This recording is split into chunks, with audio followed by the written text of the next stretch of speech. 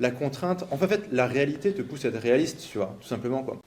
Et c'est un truc aussi que je remarque, c'est le bon sens paysan est un truc qui a manqué pendant des années. Et en ce moment, dans une période un peu plus de crise, un peu plus complexe depuis la remontée des taux et tout ce genre de trucs, bah, le bon sens paysan, c'est ce qui paye finalement. Je me dis, mais comment t'en es arrivé à te rendre compte que bah, t'as plein de business qui sont montés, qui lèvent parfois des millions, qui se lancent, qui ont l'air hyper successful, et en fait, on fait pas ce qu'il faut au quotidien. En fait, le problème de l'argent gratuit, que ce soit l'argent de la banque centrale ou l'argent de tes parents, quoi, pour un certain segment de population dans la startup nation parisienne à la station F,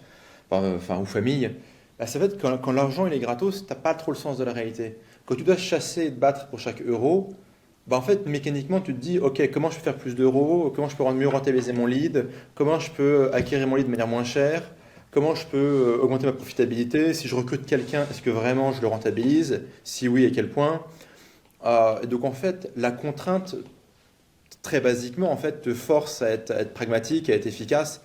La contrainte, en fait, la réalité te pousse à être réaliste, tu vois, tout simplement, quoi. Quand tu as du faux argent, donc de la banque centrale qui passe par une banque, un VC, ou de la banque centrale qui passe par l'État et des aides aux entrepreneurs, qui est une connerie complète, ou l'argent de la famille pour ceux qui sont privilégiés,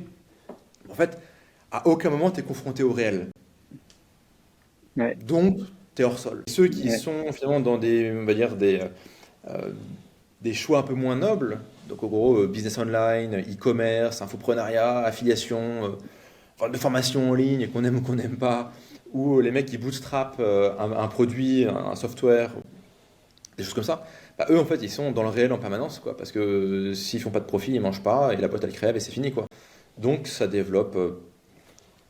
du bon sens, quoi, et du pragmatisme.